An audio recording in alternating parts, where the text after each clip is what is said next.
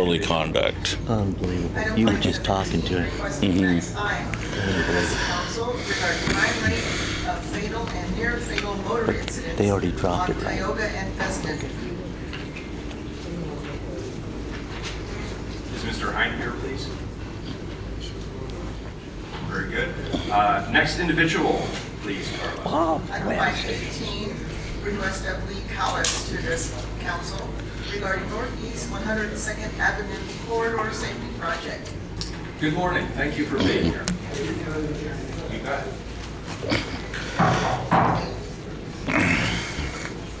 Don't worry, we won't start till you sound sorry.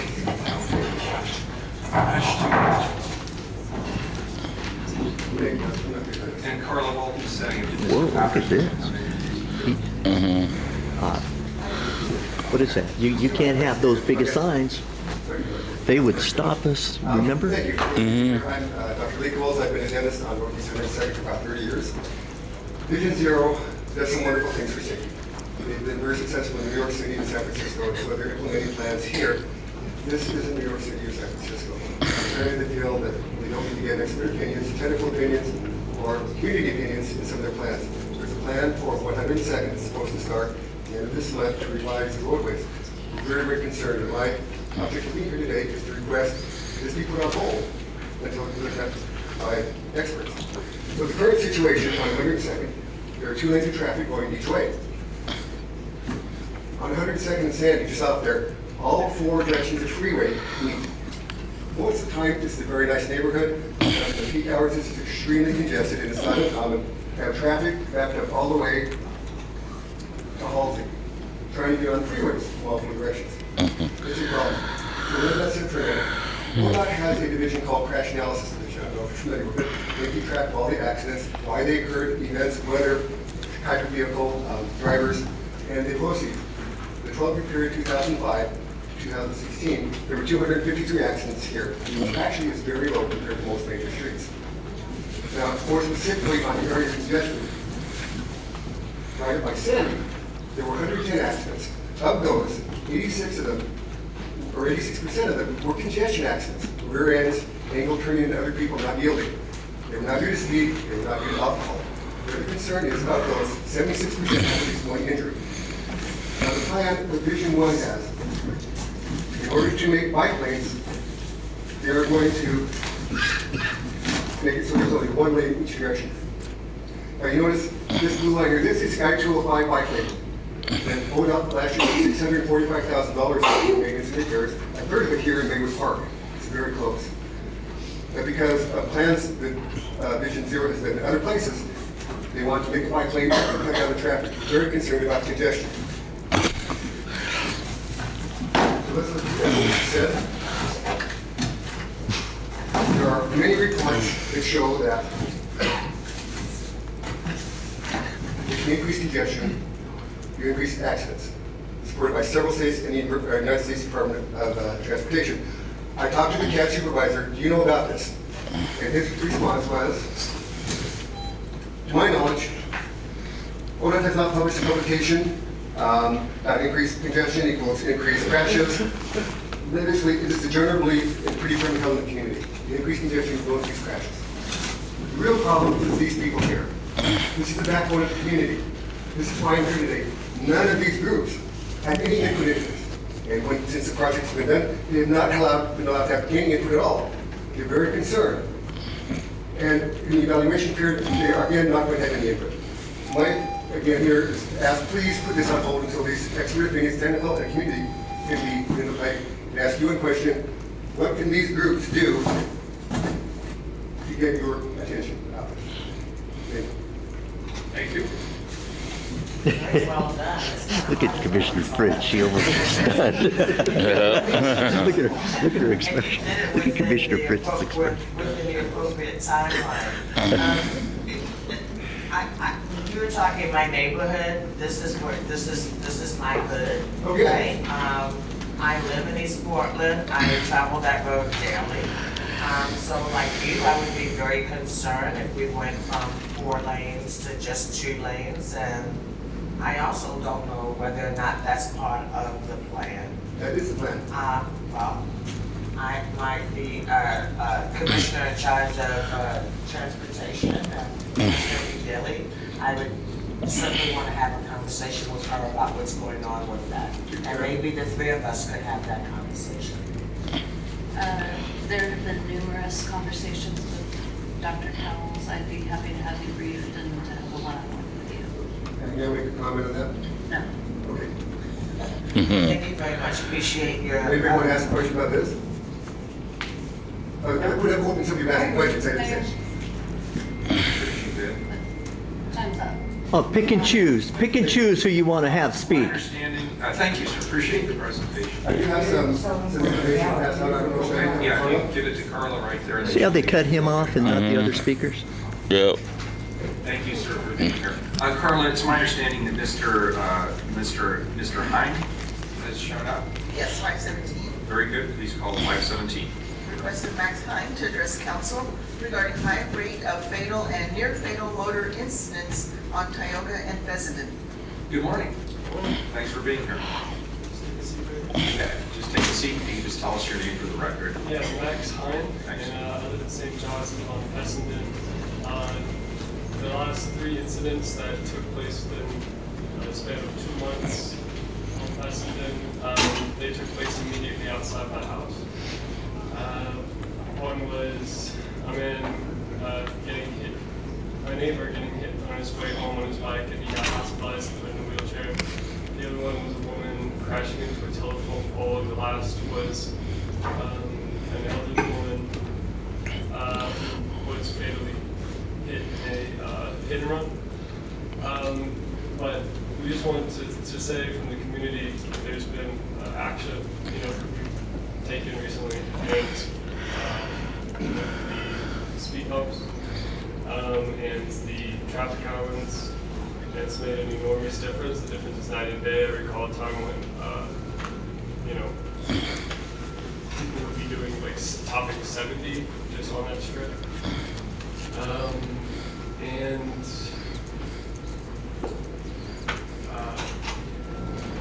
There was a time when I couldn't cross the street because of the high density traffic.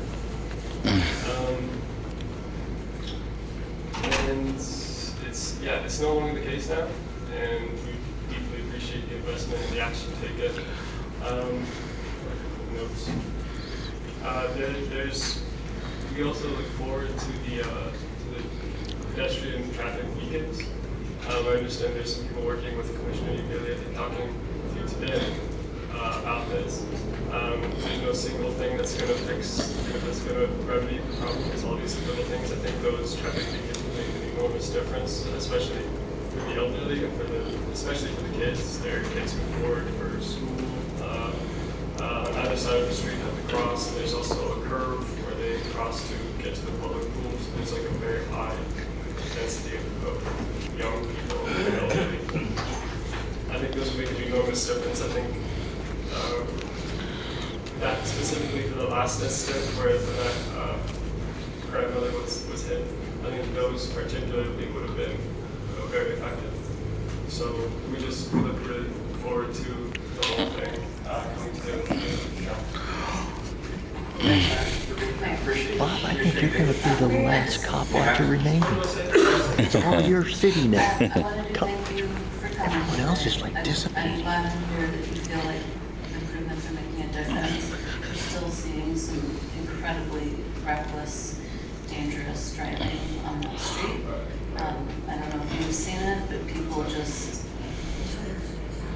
bypassing the traffic islands and people going the speed limit by driving down the wrong way on the road, which to me, I'm doing my best to accelerate these improvements. I know the St. John's community has been waiting a long time for this, and we've seen way too many crashes and injuries and fatalities in the area.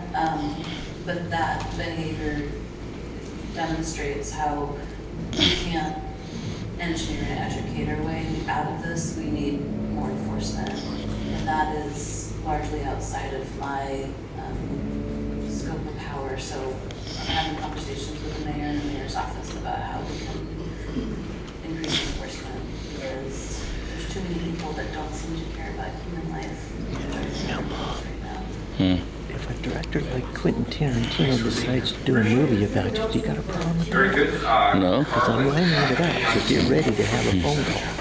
Yes, ma'am. Because 526. I think you could begin an actual reality show 532. with the And right director. 534. Very good. Please call the roll on the remainder. Fish. Colleagues, item 531 today, that's part of our consent agenda, is titled Create 3 New Represented Classifications. And I wanted to, even though it's the first reading, I wanted to call this out because this is a real milestone for our city. This is part of the Access to Work program, which was established by DHR and directly inspired by Project Search internships. The purpose of Access to Work is to facilitate entry-level job opportunities at the city for people with disabilities. These positions and the Access to Work program were created to support the city's model employer resolution. They are full-time, entry-level positions with full benefits. This program was modeled after a similar program in the city of Seattle, as well as the state of Oregon and at OHSU. A number of years ago, I had the chance to visit Seattle and see how this program was functioning, and we're in the process of replicating it. This would not happen without strong leadership at the Bureau of Human Resources. Mayor, thank you for the commitment you've made to expand Project Search citywide and to create opportunities for people with intellectual and developmental disabilities. And I want to just applaud this moment because we are now creating full-time opportunities for people at the city. We have a long way to go, but I think we should be proud of our progress. Aye. Hardesty. Udaly. And Fritz. Thank you for your work on that project, Commissioner Fish. Aye. Wheeler. Although 532 got pulled, I just want to reference it. This is an inclusionary housing project. We have effectively incentivized down the limit on this to 60% for the units that are included under inclusionary housing. This project will join 59 private sector projects in the inclusionary housing approval pipeline. That means that there is now a minimum of 398 units of affordable housing, otherwise what would be market rate housing. And so I just want to note this for my colleagues that we are starting to see considerable movement in the inclusionary housing pipeline. And this would be just one more example. I vote aye. The consent agenda is adopted. First term time certain item, please, Carla. Item number 519. Adopt as administrative rules for Chapter 2.16, Open and Accountable Elections Program.